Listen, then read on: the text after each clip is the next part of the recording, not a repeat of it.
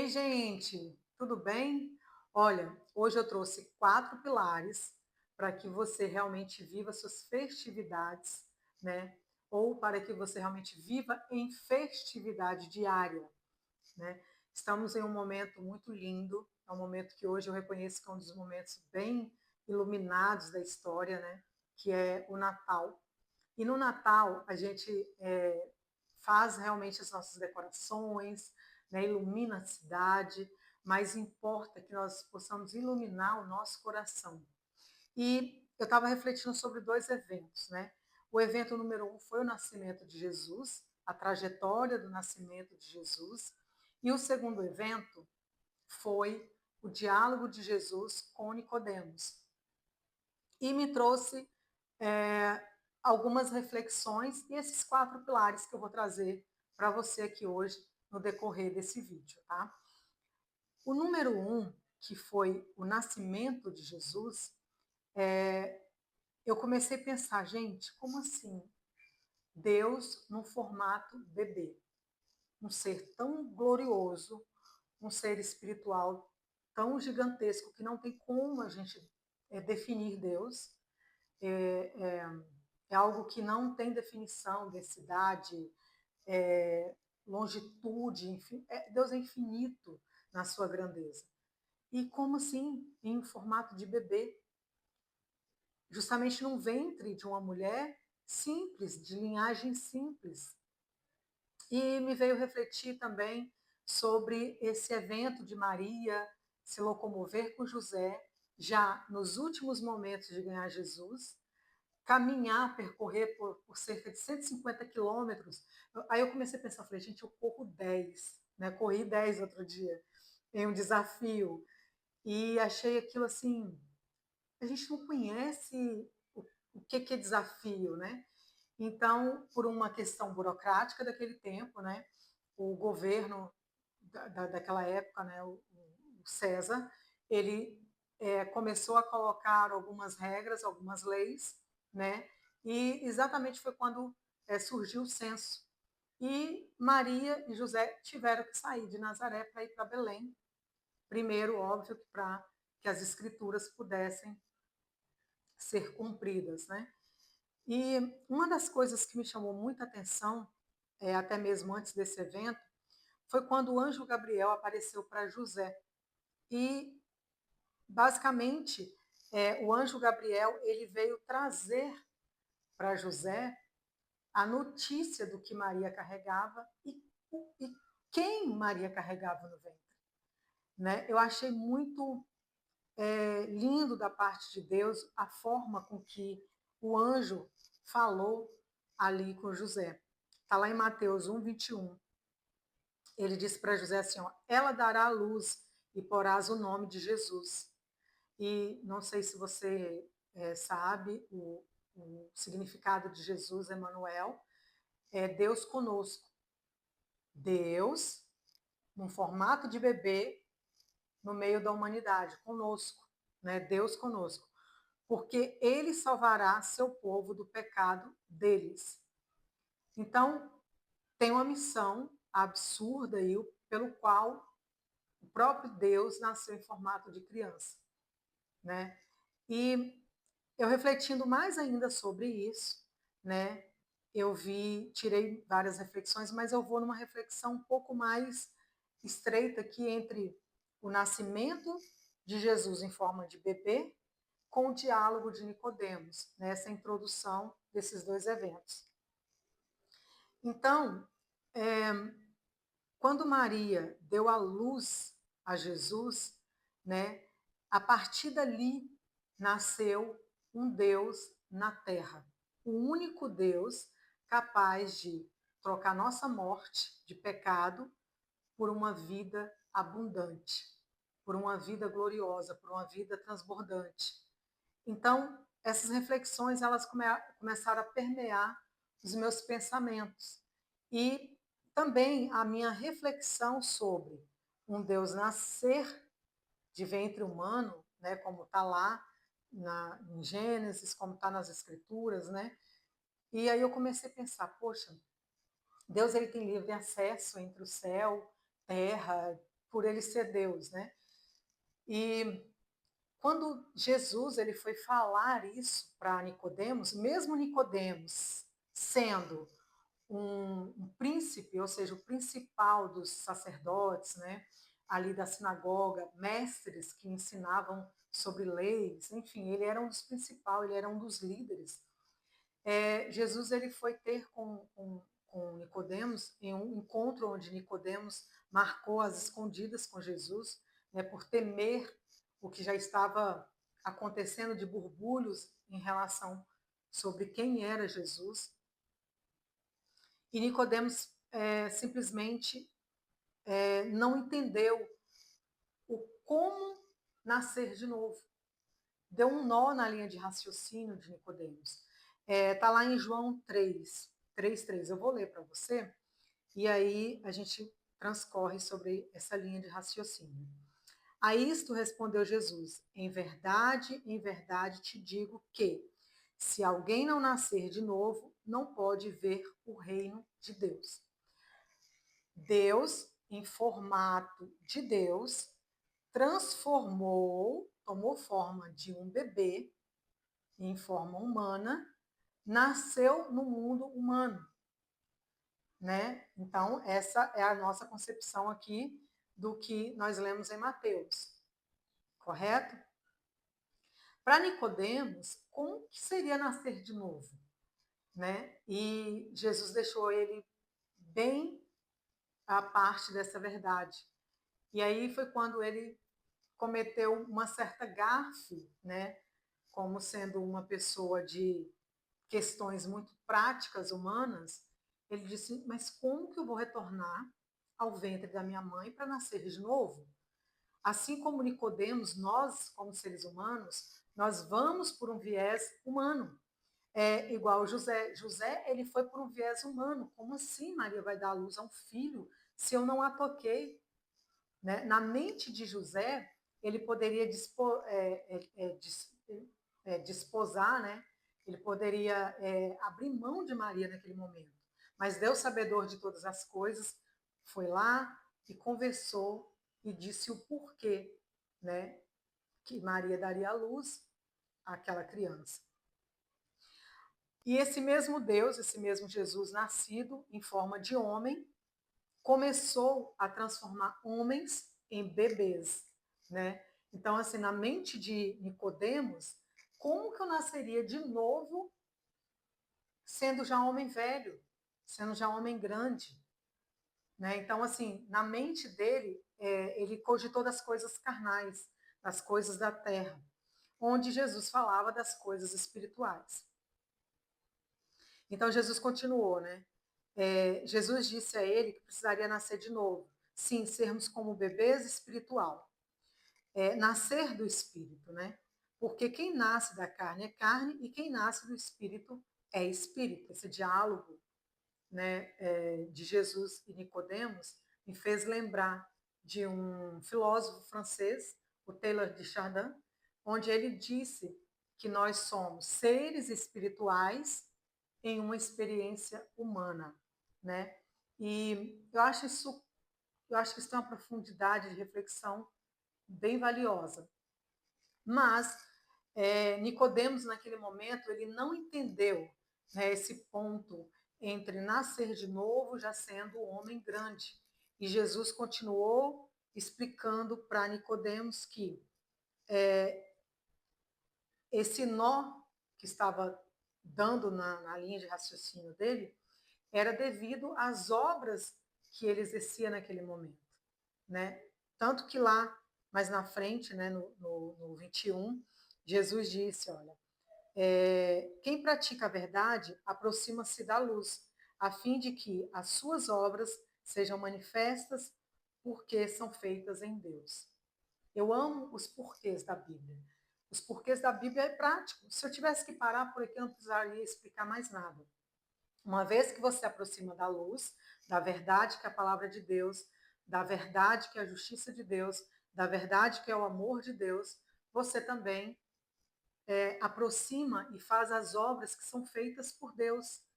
Então, essa explicação de Jesus a Nicodemos do porquê nascer de novo, ela é muito prática, né? Não adianta a gente não desocupar lugar para que Jesus não nasça no nosso coração, porque nós já somos feito almas dele.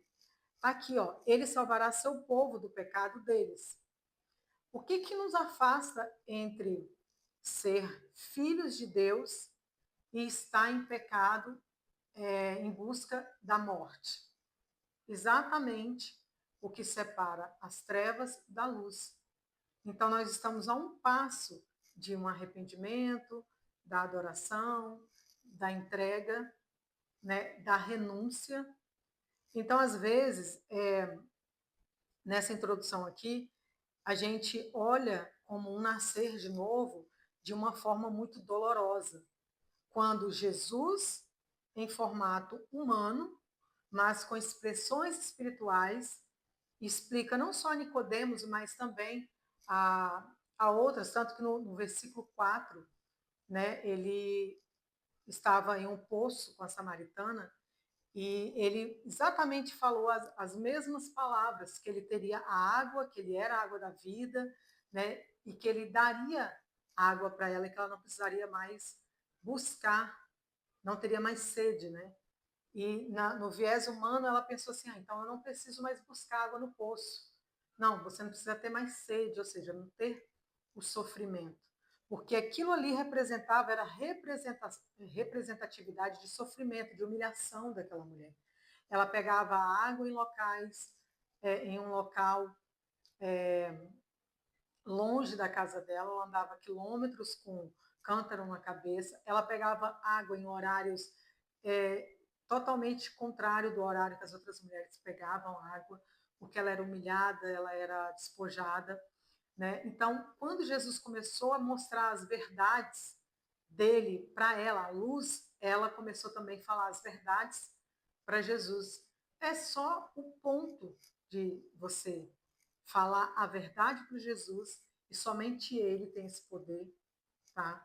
De trazer a luz do nosso conhecimento interno para que ele nasce no nosso coração, tá bom?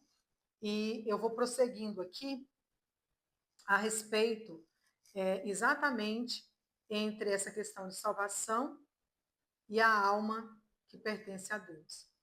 Lá em Ezequiel 18:4 é uma explicação muito lógica e direta. Então, Jesus ele nasceu para esse fim, para nos trazer salvação. Quando lá em Ezequiel está dizendo que toda a alma é de Deus. Gente, Deus não abre mão de mim nem de você por nada. Nada, por nada. Ele não abre mão nem de mim nem de você. O presente que Deus nos deu, ele transcende a qualquer entendimento. Eu e você jamais teríamos sequer uma ponta de coragem de fazer pelos nossos filhos o que Deus fez por nós no geral. E aqui está dizendo, ó, eis que todas as almas são minhas, como a alma do Pai, também a alma do Filho é minha. A alma que pecar, essa morrerá. Mas então, como assim? Que Jesus, dentro desse conceito, ele veio para salvar a humanidade no geral, ele veio para salvar uma a um a um. Ele veio para nos salvar, porém, a salvação ela é individual, ela é um por um. Essa parte de transcorrer, né, de transbordar, de trazer essa luz é do Espírito Santo. É ele que transborda em você essas verdades. É ele que mostra em você essas verdades. O pai, ele não pode, o que ele pode é sim ser exemplo, falar da palavra, tanto o pai quanto a mãe. Né? O que nós podemos é ter essa responsabilidade sacerdotal de ensino, mas nós não podemos achar que nós salvamos nossos filhos. Nós não podemos achar que nós salvamos o outro. Nascer de novo, na minha mentalidade, na minha analogia, é como uma transformação. É uma metanoia, é uma conversão de rota. Se você está indo para um lado, Se você está indo para um lado e você teve encontro com Deus, se Ele falou com você, se Ele mostrou, colocou luz na sua mente, colocou luz e te convenceu, né, do pecado, da justiça e da morte, não tem como você voltar e praticar as mesmas obras. Foi o que Jesus falou com Nicodemos. Quanto mais aproximamos da luz, mas mostramos as obras que são feitas em Deus. E na prática, como que acontece? A primeira coisa é contar com a graça de Deus. Nenhum de nós vamos conseguir nada sozinho, nada. A graça de Deus manifesta em nós, causa essa metanoia, essa conversão, né? E a partir daí, nós começamos a passar por um processo de transformação. Se você for pensar entre bilhões de seres humanos, os únicos dois que foram trasladados da terra para o céu em vida, que não experimentaram a morte, foi Enoque e Elias. Tamanha era a intimidade que esses homens tinham com Deus, né? A santidade, a obediência, eles caminhavam com Deus. Por isso eles foram trasladados. E homens na carne, carnal como eu e você. Então, às vezes a pessoa pensa assim, nossa, é muito difícil você seguir um padrão, você seguir uma observância, você seguir uma disciplina. Nossa, é muito difícil. Tudo que você ainda não fez, tudo que você ainda não praticou, tudo aquilo que não foi revelado a você ainda, você vai achar difícil. Mas a partir do momento que você foi revelado, que você já visualizou, dificilmente você achará difícil. Ficou parecendo um trickzinho, mas dificilmente você achará difícil se você já visualizou. Então, é isso. Visualiza primeiro. Como seria a minha vida hoje se eu não tivesse esse estilo de vida aqui? Como seria? Seria diferente? É só um exemplo, né? Agora aí, momento de festa, vamos para um exemplo prático e simples. Às vezes a pessoa está acima do peso. Sempre vou trazer essa analogia, porque é uma analogia que eu já trabalho, é algo que eu trabalho muito no dia a dia, então a gente vê muito isso. A pessoa está acima do peso, quer entrar no vestido X, porque vai ter uma festa da empresa, porque ela passou o ano inteiro sem se preocupar com o que ela ia vestir no final da festa, no final do ano, na festa da empresa, como que ela ia, enfim, durante o ano inteiro. Chegou na hora da festa, ela quis o vestido X. E o vestido não entra. O vestido não ficou legal. E ali começa a entrar um espírito de autorrejeição, de autovitimismo. Começa a entrar um espírito de impotência, de frustração. Então, como que eu faço para não chegar no fim do ano e me deparar com isso? Eu cuido da minha saúde, do meu corpo durante o ano inteiro, porque eu não vou cuidar para um vestido, eu vou cuidar para uma vida. Então, quando você tem uma noção do que é a vida eterna, quando você tem uma noção do que é a finitude em Deus, você também começa a cuidar da sua vida espiritual dia após dia, dia após dia. E quanto mais você aproxima da luz, mais as obras que são feitas em Deus, não é na sua capacidade humana, não é na minha capacidade humana. Eu não fui ali, me troquei, me vesti, né? Já está até meio pendurando para cá. Coloquei uma roupa legal, uma maquiagem, coloquei luz aqui no ambiente para trazer essa palavra para você, confiando na minha capacidade. Se eu confiar na minha capacidade, eu vou errar aqui um monte, como eu naturalmente já estou errando como ser humano, mas eu acredito que como Deus no seu espírito, como é a palavra dele, a própria palavra dele não volta vazia, ela vai fazer sentido para você em algum ponto. Ela vai fazer sentido na sua vida em algum momento. Esse vídeo vai ficar aí, deve ter acesso uma ou duas pessoas, olhe lá, uma vai ser eu para olhar, a outra vai ser meu filho, porque né, a gente conversa muito também sobre espiritualidade.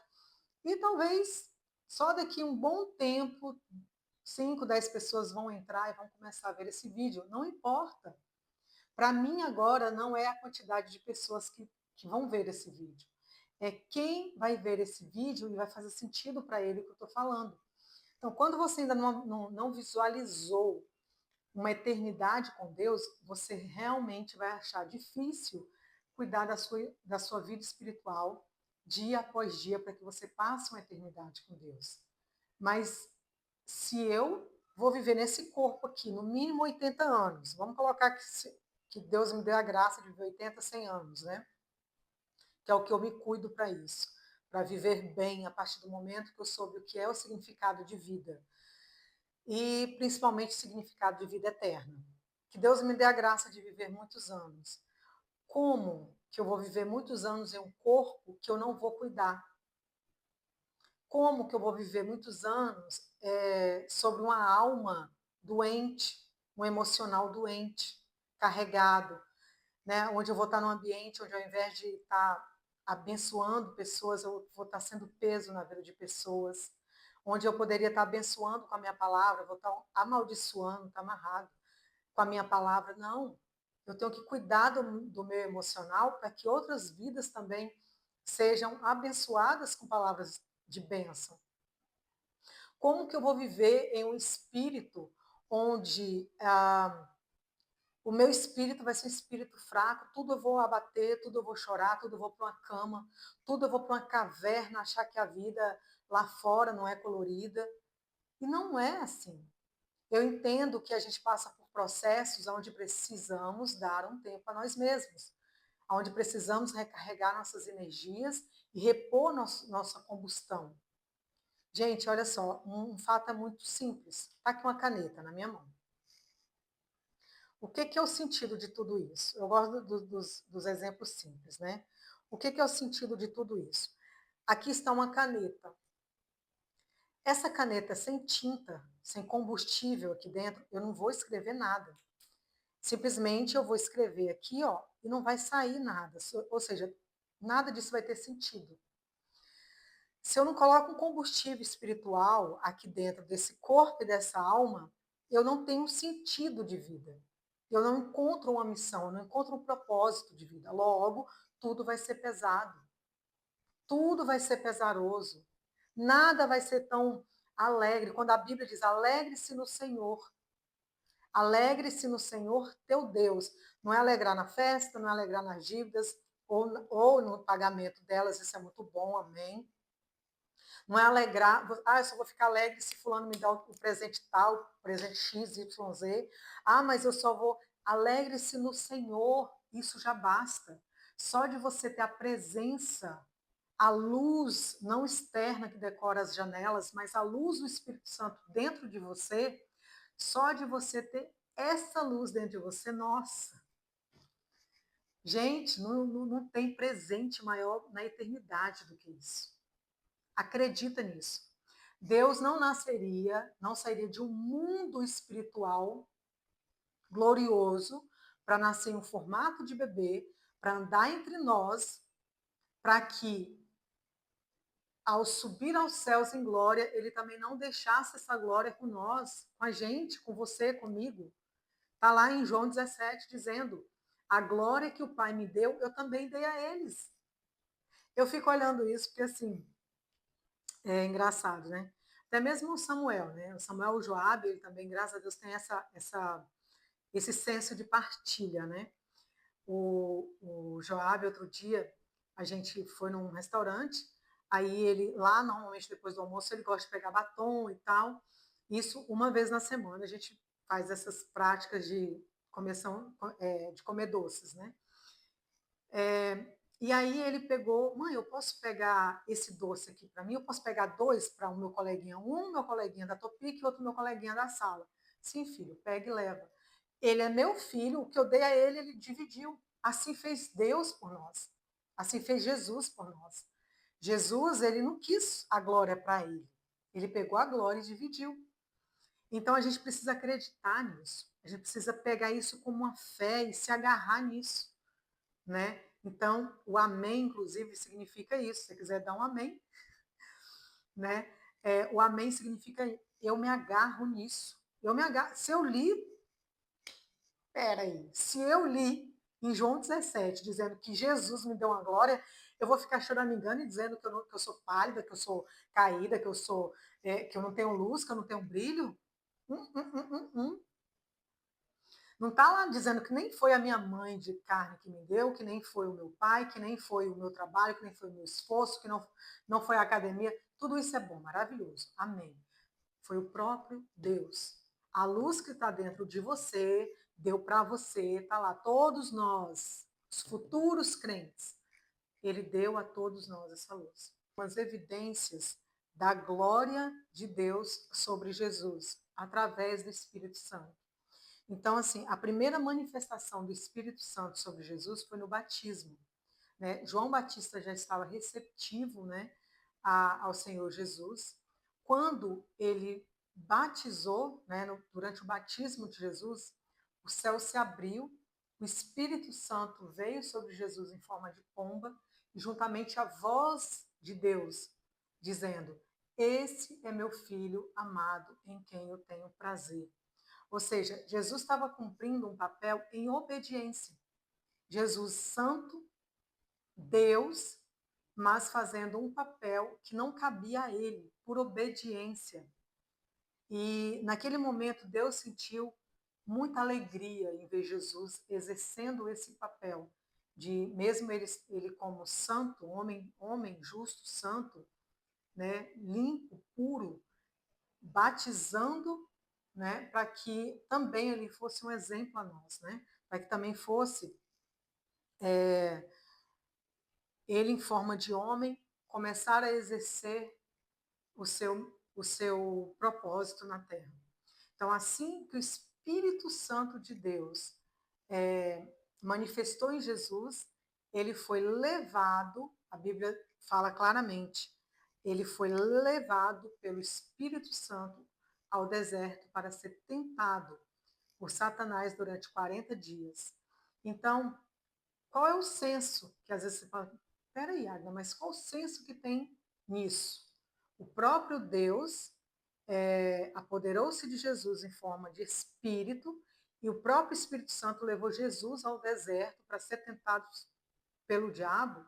Sim, é aí que mora uma chave onde nós vencemos o pecado. A gente não vence o pecado sozinho. Você não vence o pecado só meramente através de você. Você vence o pecado através da glória de Deus manifesta em você. Né? Inclusive, eu estava conversando sobre isso no café da manhã com o Samuel, sobre o que é viver o céu e o inferno. Né? Nós não precisamos, às vezes, de estar tão distante dessas realidades. O céu, através da sua comunhão com Deus, você pode ver na terra. Assim como se você for dar uma volta por aí, ir num hospital de câncer, ver uma pessoa, se você perguntar para a pessoa hoje que está sofrendo, que está realmente passando um inferno em um tratamento de câncer, e ela não está trazendo isso para uma realidade bíblica de fé, de confiança em Deus, e perguntar para ela o que é o inferno, ela vai dizer: o inferno é isso que eu estou passando. Se você for em uma casa onde tem lá crianças de 6, 7 anos, 8 anos, passando com pais alcoólatras, abusivos, pai que bate em mãe, enfim, vivendo aquele inferno cotidiano em casa, se você perguntar para essa criança o que é inferno, ela vai falar: inferno é isso que eu estou vivendo aqui. Então, você tem esse poder de viver o céu ou o inferno na terra. É claro que tem pessoas que não têm não tem escolha do que ela está vivendo agora. Mas é por isso a importância da palavra. É por isso que no momento onde pais como esses que deixam a cegueira deles de lado pela luz da palavra, eles passam a observar o mal que eles fazem aos filhos com certos tipos de comportamento. Isso não é julgar, isso é pôr a luz da palavra. Então você pode viver o céu e você pode viver o inferno, depende da sua escolha. Viver o céu é você viver a comunhão trazendo a luz para suas obras. Então, quem está em comunhão com Jesus jamais vai sobrepujar o pequeno, jamais vai humilhar, jamais vai tratar com despojo, com abandono, com rejeição, com violência. Por quê? Deus é justiça e amor. Então, assim, trazendo para essa reflexão, aonde existe injustiça e violência, raiva, mágoa, ódio, não existe Deus, não existe Espírito Santo. Então, vamos trazer essa reflexão de uma forma um pouco mais leve, né? Um pouco mais transitória. Vamos transitar aqui entre o que é viver uma vida de excelência com Deus e o que é viver uma vida de terror, né? De inferno. Então, assim, se eu for trazer para uma realidade, pelo que eu já vivi vários infernos e tive a consciência de que viver um lar com Deus é viver a base da palavra de Deus, tá bom? Eu espero que você tenha um Natal recheado de paz, de amor e de justiça de Deus, tá? Feliz Natal!